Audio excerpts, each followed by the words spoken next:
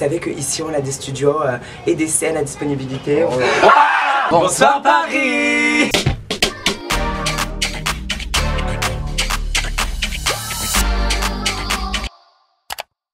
Salut tout le monde, c'est bien Hassani, j'espère que vous allez tous super bien. Aujourd'hui je ne suis pas tout seul, je suis avec D1 Jules. C'est la première fois sur la chaîne de Bill. Ma passion. Un peu en retard parce que je le connais bien avant tout le monde. Tout le monde, depuis 2014 je connais, jamais il a été sur ma chaîne. Je suis désolée si je porte des lunettes de soleil mais c'est la canicule. Ah mais c'est la canicule, on a sait deux pas comment on se vraiment, sacrifie pour cette vidéo. Ah vraiment, on était à deux doigts de le faire dans mon salon et de faire un salon talk, mais enfin voilà. J'appelle la police. La popopo. Attendez, oui, et moi je le connaissais bien avant YouTube et bien avant qu'il fasse The Voice. Du coup aujourd'hui on est enfin réunis. Je suis trop content ma vie. Donc comme vous savez on va voir les coups de cœur, les coups de cœur, notre musique de moment, un petit story time et on finira par l'abonné de la semaine. On dirait un présentateur de ouf. Mais t'as vu ça, genre il y a des rubriques et des petits génériques. Anyway, sans plus attendre pour qu'on crève pas de chaud dans la canicule, on va tout de suite commencer avec les coups de cœur.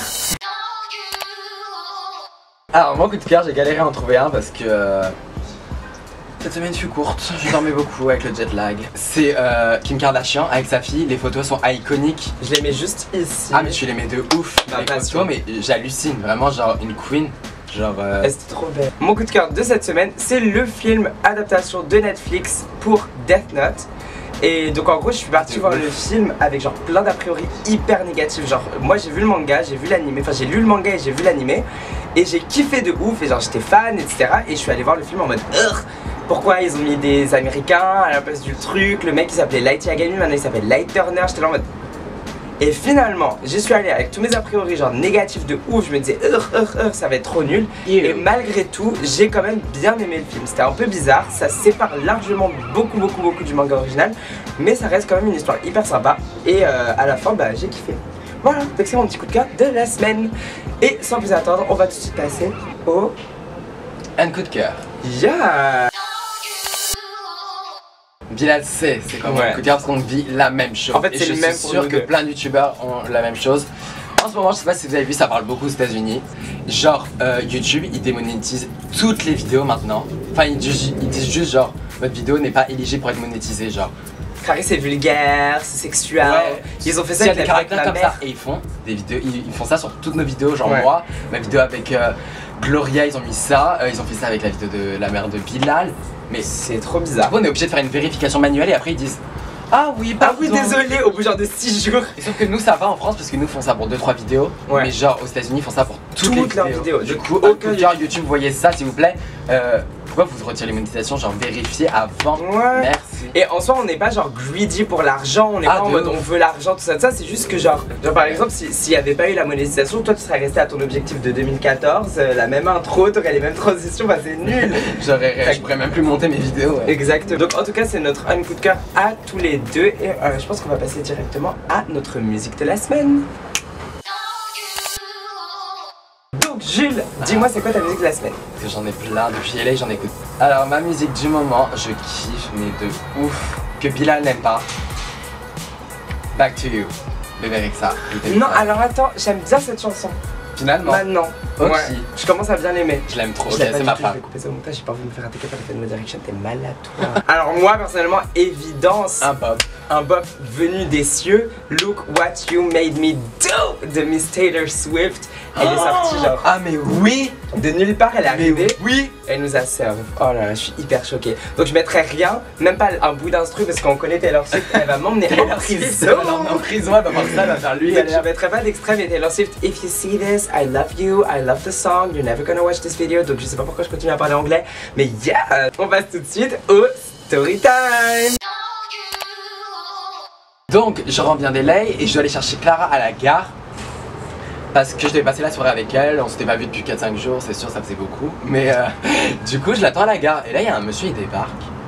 Il commence à me donner un livre d'Edith Piaf. Donc j'adore Edith Piaf.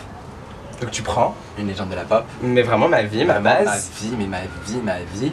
Et donc je fais ok. Il me dit oui bonjour, c'est pour une association pour les enfants, c'est la journée du livre, acheter machin. Et moi faut pas jouer avec mon côté humanitaire genre, vraiment.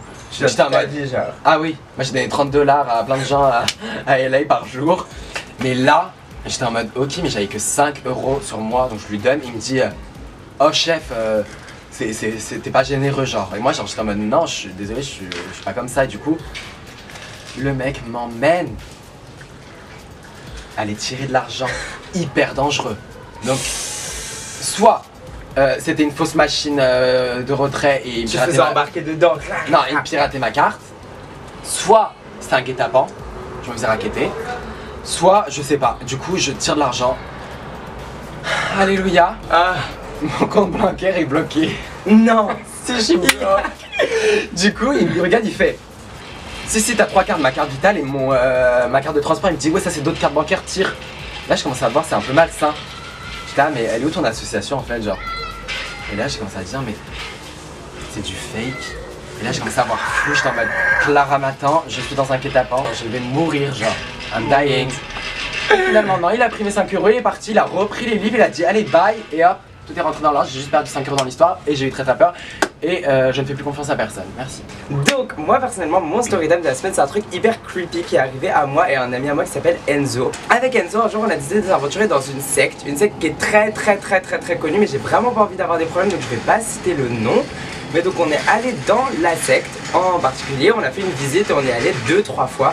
Et la dernière fois où on y est allé, ils sont vraiment fait un truc genre trop chelou, genre ils nous ont séparés, Enzo et moi, ils nous ont mis dans des salles fermées avec genre chacun d'entre nous avec quelqu'un en face, genre qui nous a fait une sorte de truc que je peux pas trop décrire parce que c'était vraiment chelou et je veux pas trop en parler.